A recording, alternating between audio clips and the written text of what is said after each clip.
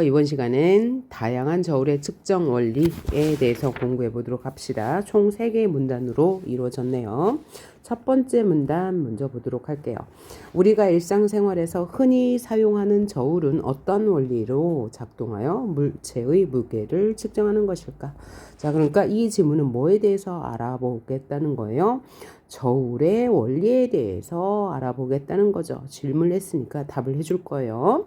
자, 먼저 양팔저울과 대저울은 지뢰의 원리를 이용한다. 양팔저울과 대저울은 지뢰의 원리를 이용한대요. 양팔저울은 지렛대의 중앙을 받침점으로 하고 양쪽에 똑같은 위치에 접시를 매달거나 올려놓는 것이다. 한쪽 접시에는 측정하고자 하는 물체를 다른 쪽에는 추를 올려놓아 지렛대가 수평을 이루었을 때의 무게가 바로 물체의 무게가 되는 것이다. 얘를 한번 이해해 보면 양팔저울이 있어요. 그러면 자, 이렇게 양팔저울이 있으면 이쪽에는 측정하고자 하는 물체를 올려놓고 여기가 중앙점이라고 해요. 그 다음에 이쪽에는 추를 매달아 놔서 양쪽의 지렛대가 수평을 이룰 때 이때의 추의 무게가 물체의 무게라는 것. 이게 이제 양팔저울의 원리고요. 그러나 양팔저울은 지나치게 무겁거나 부피가 큰 물체의 무게를 측정하기에 한계가 있어요. 그러니까 이 양팔저울은 무거운 물체를 측정할 수가 없다. 그래서 이런 점을 보완하기 위해서 바로 대저울이 사용된다. 그러니까 양팔저울의 문제점을 해결한 게 대저울이 되네요. 그러니까 이 대저울은 무거운 물체도 측정 가능하다는 얘기겠네요. 대저울은 받침점에 가까운 곳에 측정하고자 하는 물체를 걸고 반대쪽에는 작은 추를 걸어서 움직여서 지렛대가 평형을 이루는 지점을 찾는 방법으로 물체의 무게를 측정한다라고 했으니까 이런 모양이 될 거예요. 받침점에 가까운 곳에 측정하고자 하는 물체 A를 걸고 반대쪽에는 작은 추를 걸어 움직여서 지렛대가 평형을 이루는 지점을 찾는 방법으로 물체 무게를 측정한대요. 그리고 물체의 무게와 받침점과의 물체 사이의 거리, 그러니까 물체의 무게와 받침점과 물체 사이의 거리 여기를 B라고 본다면 이것은 추의 무게 C라고 봅시다. 받침점과 추 사이의 거리를 D라고 본다면 A, B의 곱은 C, D의 곱과 일치한다 라고 그림으로 이렇게 확인해 두면 좋을 거예요. 자, 예를 보면 A 곱하기 B는 C 곱하기 D와 일치하는 지점. 이 물체의 무게다 라는 거죠. 자, 여기까지 1문단에서는 지렛대의 원리를 사용한 양팔저울과 대저울의 무게 측정 방법에 대해서 설명했어요. 둘은 지렛대의 원리를 사용하는 것은 공통점이나 양팔저울은 지렛대의 중앙을 받침점으로 하고 똑같은 위치에 접시를 매달거나 올려놓아서 평형을 이루는 지점이 바로 물체의 무게다라고 얘기했고요. 그런데 이것은 한계가 있었어요. 무거운 무게를 측정할 수가 없어서 그에 대한 대안점으로 대저울을 사용하는데 이 대저울은 받침점에 가까운 곳에 측정하고자 하는 물체를 매달고 그것보다 먼 곳에 추를 매달아서 물체의 무게를 측정할 수 있는데 A 곱하기 B는 C 곱하기 D와 같다는 것 요거 알아두시면 되겠습니다. 그 다음 두 번째 문단 전자저울은 이라고 하면서 화제가 바뀌었어요. 그러니까 전자저울은 다른 원리를 사용하나 봐요. 스트레인을 감지하는 장치인 스트레인 게이지가 부착된 무게 측정 소자를 작동 원리로 한다. 전자저울은 무게 측정 소자를 작동 원리로 한대요. 무게 측정 소자는 금속 탄성체로 되어 있대요. 그리고 전자저울에 물체를 올려놓으면 이 금속 탄성체는 스트레스에 따라 스트레인이 발생한다. 스트레인이 뭘까요? 여기서 스트레스란 단위 면적에 작용하는 힘을 가리킨다. 스트레스는 힘이다. 그것은 압력이다. 압력과 동일하다. 스트레스는 힘이고 압력이래요. 그리고 스트레인이 뭔지 궁금했는데 알려주네요. 스트레인이란 스트레스에 의한 길이의 변화량이다. 그러니까 스트레스는 힘이고 스트레인이란 길이의 변화, 힘에 의한 길이의 변화를 나타냈네요. 그래서 이 부분 길이의 변화가 일어나기 전에 길이로 나눈 값이 바로 뭐라고요? 스트레인, 즉 길이의 변화량이라고 했네요. 자, 이 부분 다시 정리해 볼게요. 자, 스트레스란 힘, 즉 압력을 말하고요. 스트레인이란 스트레스에 의한 길이의 변화량을 말하는데 스트레인, 즉 스트레스에 의한 길이의 변화량은 길이의 변화량을 변화가 일어나기 전에 길이로 나눈 값, 길이의 변화량은 분자가 되고요. 변화가 일어나기 전에 길이는 분모가 되는 것으로 스트레인, 즉 스트레스에 의한 길이 변화량을 구할 수 있다고 얘기했어요. 자, 이렇게 정리를 해두고 스트레스에 따라 금속 탄성체는 스트레스는 아까 힘, 압력이라고 했죠. 인장 변형이 일어난다. 길이가 변화한다. 라고 이해할 수 있고요. 그렇게 길이가 변화한 다음에 스트레인 게이지는 뭐라고 이해해요? 스트레스에 의한 길이 변화율에서는 스트레인에 따른 저항 변화가 일어난다.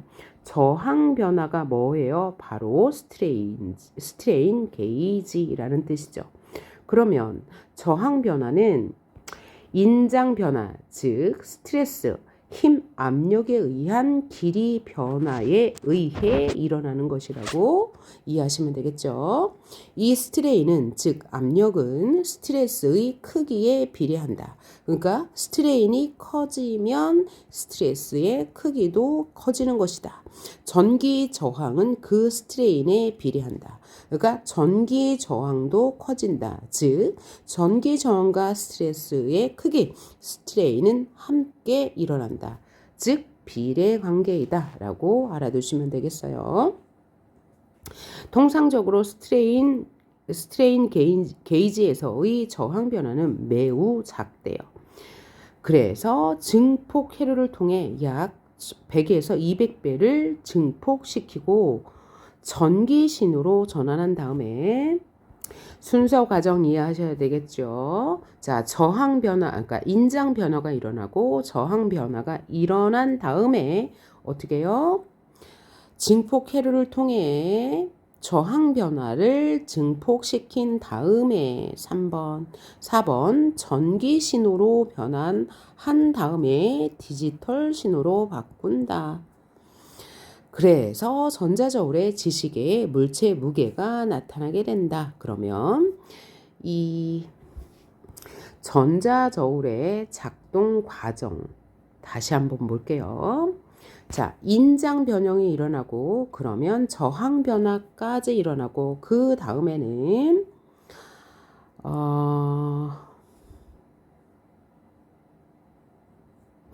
증폭 회로를 통해 증폭시킨 이후에 전기 신호로 변환하고 다시 이 전기 신호를 디지털 신호로 바꿔주는 게 전자저울의 과정이었고요. 이 전자저울은 어떤 원리를 이용한대요?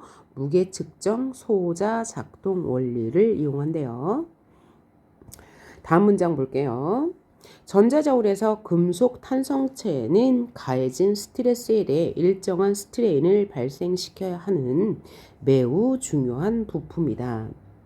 주어가 뭐였죠? 금속 탄성체가요. 그런데 시간에 따라 특성이 변하지 않아야 하고 탄성의 한계점이 높아야 된대요. 시간에 따라 특성이 변화하면 안 되고 탄성의 한계점이 높아야 한다.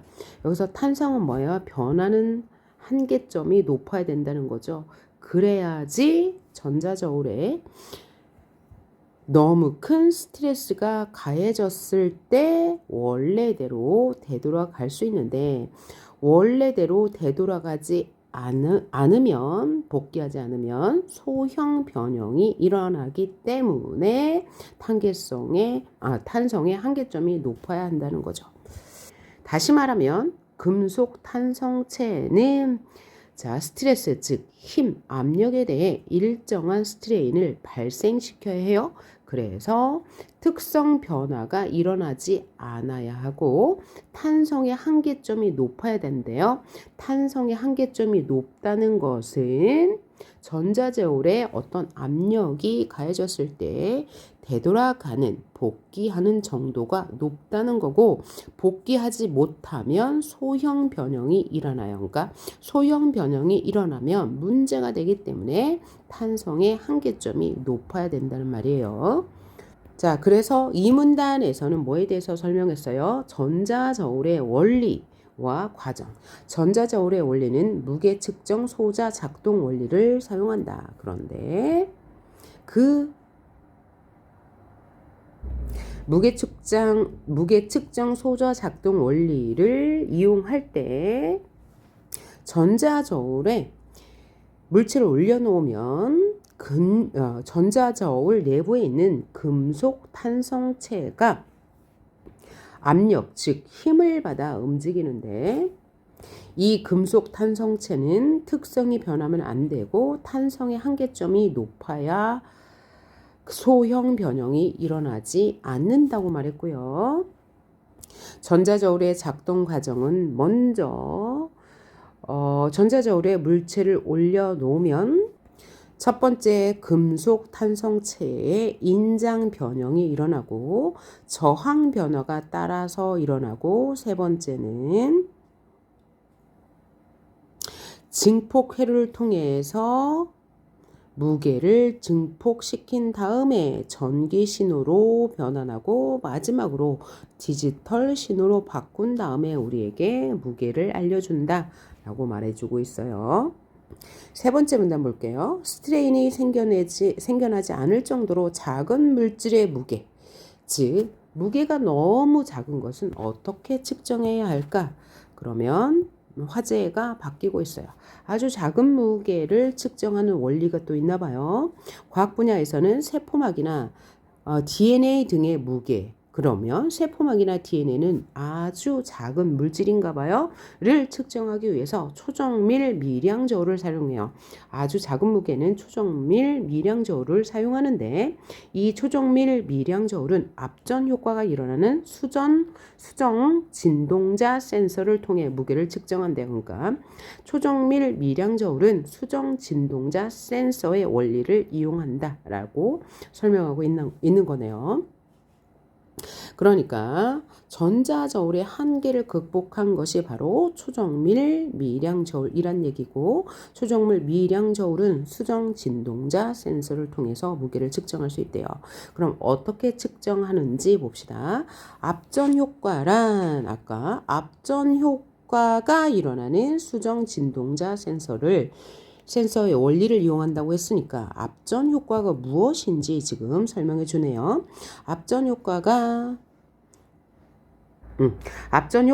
1차 압전 효과와 2차 압전 효과에 의해서 정기적 에너지와 기계적 에너지가 상호 교환되는 특이한 현상이다. 그러니까 정기적 에너지가 기계적 에너지로, 기계적 에너지가 정기적 에너지로 서로 변환되면서 수정 진동자의 센서가 무게를 측정한다는 얘기죠. 다시 1차 압전 효과란 결정 구조를 가지는 재료인 결정 구조를 가진대요. 결정성 재료에 기계적 압력을 가하면 그 압력에 비례해 결정성 재료의 결정면 사이에 전압이 발생하는 것을 가리킨다. 그러니까 1차 압전 효과란 뭐라고요?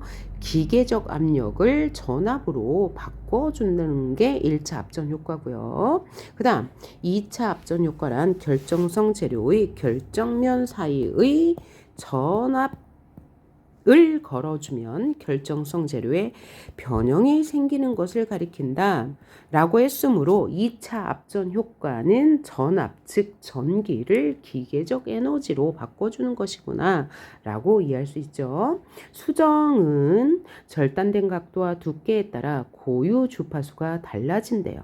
여기서 수정은 어디서 나온 말이에요? 여기 초정밀 정밀 입자는 산문단에서 수정 진동자 센서를 통해서 무게를 측정한다고 했으니까 거기에서 나온 수정이죠. 수정은 절단된 각도와 두께에 따라 고유 주파수가 달라지는 재료래요. 각도와 두께에 따라서 주파수가 달라진대요. 압전 효과가 일어나는 대표적인 결정성 재료의 수정. 그 다음 고유 주파수는 여기서 고유 주파수 나왔죠? 고유 주파수는 어떻게 달라진대요? 수정의 각도와 두께에 따라 달라진다고 했어요. 그래서 고유 주파수를 설명해 주네요. 고유 주파수는 물체가 갖는 고유의 진동 주파수이다. 수정밀 미량 저울에 사용되는 수정 진동자 센서 원리를 이용한다고 했으니까요. 수정 진동자 센서는 전극 사이에 일정한 두께와 방향으로 잘린 수정 결정판을 넣고 후 특정한 주파수 값을 갖는 전압을 가하면 수정의 고유 주파수에서 공진이 발생되도록 설계되어 있다. 공진이란 진동이 발생하는 것을 말하죠. 그래서 공진 주파수는 질량 변화에 민감하고 수정 진동자 센서를 사용하는 초정밀 미량 저울 위에 물질을 흡착시키면 흡착되는 물질의 무게에 비례하여 공준 지파수가 감소한다. 그러니까 무게가 증가하면 물질의 무게가 증가하면 공진 주파수가 감소한다. 요 비례관계 확인 꼭 하셔야 되겠죠. 물질의 흡착과 탈착에 의한 공진 주파수 변화량을 통해 물질의 무게를 확인할 수 있다. 자, 그러면 물질이 흡착이 되면 무게가 무거워지는 거죠. 그러면 공진 주파수는 감소하고 탈착이 되면 물질이 떨어져 나가는 것이니까 공진 주파수가 증가하게 되겠네요. 요 비례관계 꼭 확인해 두시고요. 자, 그래서 이렇게 과학 지문은요, 원리와 과정에 집중해서 독해를 해야 되는데 그 원리를 이렇게 그림으로 표시해 두거나 비례관계로 표시해 둬야 하고요. 그 과정은 자신 나름대로 넘버링, 번호를 매겨서 순서를 표시를 해 놓아야지 문제를 필기에 쉬울 거예요. 자, 그럼 문제를 풀어봅시다. 자, 윗글을 통해 알 수 있는 내용이 아닌 것을 골라봐라. 선지 1번. 전자저울은 무게 측정을 위해 추가 필요하다고 했지요. 진짜요? 아니죠. 추가 필요한 것은 뭐라고요? 양팔저울과 대저울이고 전자저울은 스트레인 게이지가 부착된 무게 측정 소자 작동 원리 를 이용하기 때문에 추가 필요 없다는 말은 맞지요. 선지 2번. 대저울은 추가 측정하고자 하는 물체보다 중심점에서 멀리 있다. 아까 그림을 통해서 확인했죠. 추가 멀리 있고요. 측정하고자 하는 물체가 가까이 있어요. 그러니까 맞는 말이 되겠습니다. 선지 3번. 전자저울에 물체를 올려놓으면 금속 탄성체에는 인장 변화가 일어난다 라고 했어요. 그 과정 중에서 첫 번째 있었네요.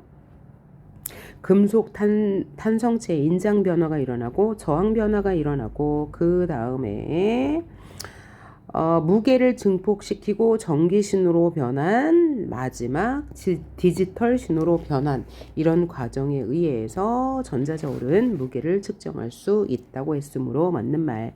선지 4번 양팔저울은 추와 측정하고자 하는 물체가 중심점으로부터 같은 거리에 있다고 얘기했네요.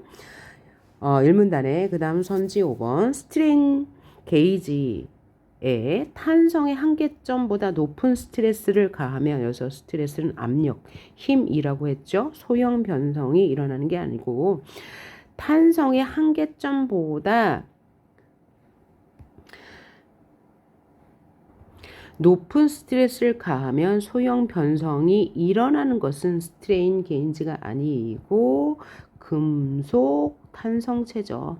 아까 금속 탄성체는 가해진 스트레스에 대해 일정한 스트레인을 발생시켜야 하므로 특성 변화가 없어야 되고 탄성의 한계점보다 높아야 한다고 말했으므로 5번 선지는 틀린 말이 되겠고요.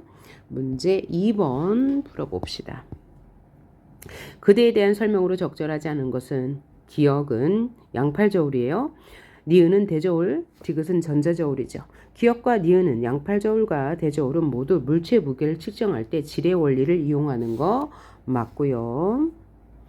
2번 니은과 달리 디귿은 세포막이나 DNA 등의 무게를 측정하기 어렵다라고 했는데요. 자, 니은과 달리 디귿은 전자저울이었죠. 자, 전자저울은 아주 작은 물체의 무게를 측정하기 어렵기 때문에 그에 대한 보완으로 초정밀 미량 저울을 사용한다고 했으므로 니은과 디귿은 모두 DNA 등의 적은 무게를 측정하기 어렵네요. 얘는 틀린 말. 3번 니은과 달리 기억은 양팔저울이네요. 지렛대가 수평을 이루었을 때 추의 무게가 물체의 무게이다. 1문단에서 그대로 확인할 수 있고요.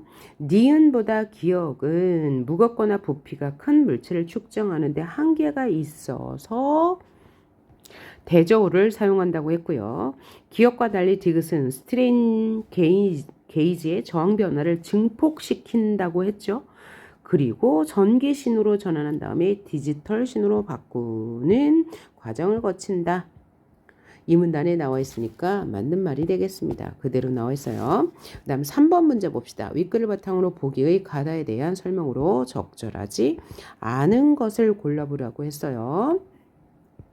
보기를 보니 양팔저울의 한쪽 접시에 20kg의 추를 올려놓고 나머지 한쪽 접시에 가를 올려놓았는데 가를 올려둔 접시가 아래쪽으로 기울었으니까 얘는 양팔저울에서 아래쪽으로 기울은 쪽이 더 무거운 쪽이죠.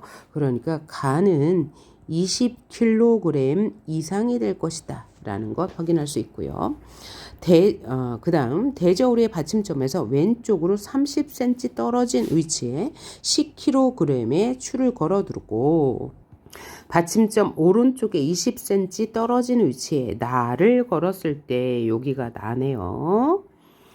자, 지렛대가 수평을 이루었다. 그러면 이거 어떻게 계산한다고요?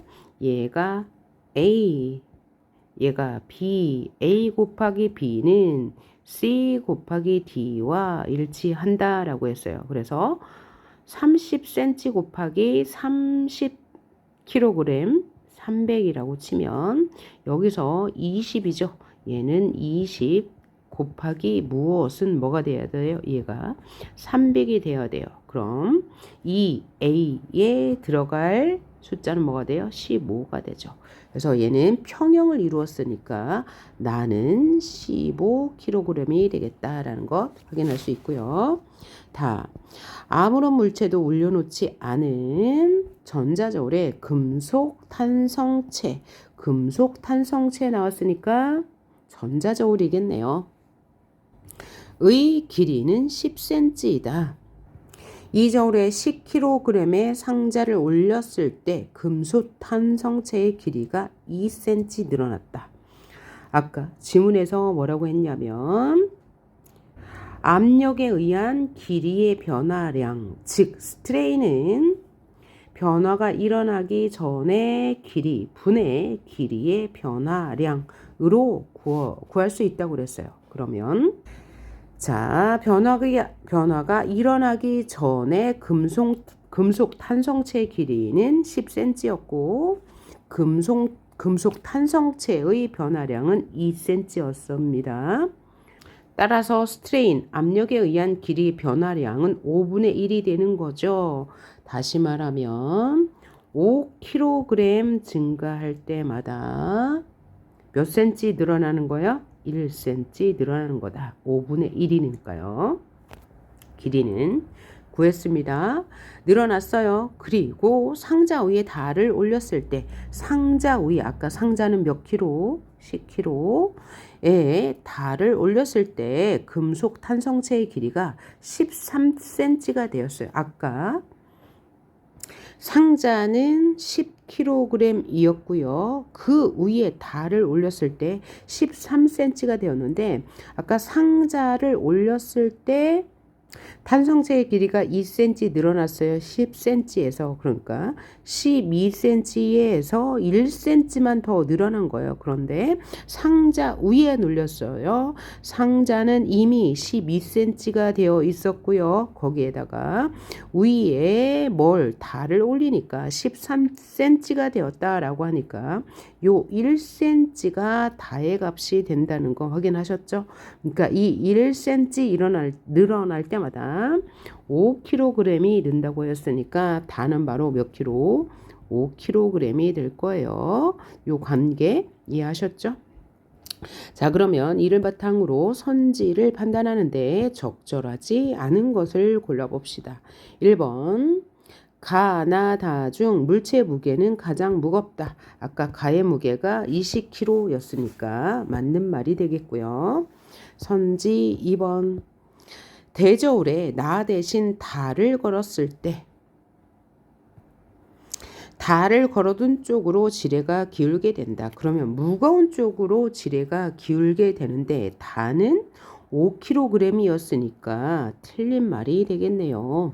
3번 나와 달을 양팔 저울에 접시에 각각 올려놓으면 나가 아래쪽으로 기울게 될 것이다. 맞겠네요. 나가 15kg, 다가 5kg니까 무거운 나 쪽으로 기울게 되는 거. 4번 가와 나를 전자저울로 측정하였을 때 금속 탄성체의 길이 변화량은 가가 더 크다. 가가 더 크므로 힘에 비례하죠. 맞는 말. 5번 다만 올린 전자저울에 가를 대신 올린다면 가가 더 무거웠습니다. 금속 탄성체의 길이가 4cm 이상 늘어날 것이다. 아까 5kg당 1cm가 늘어난다고 했어요. 그런데 다 대신 가를 올렸어요. 가가 20kg 이상이었으므로 4cm 이상 늘어나는 거 맞는 말이 되겠네요. 4번 문제 봅시다. 보기는 윗글을 읽고 그림에 대해 경제동아리 학생들이 나눈 대화이다.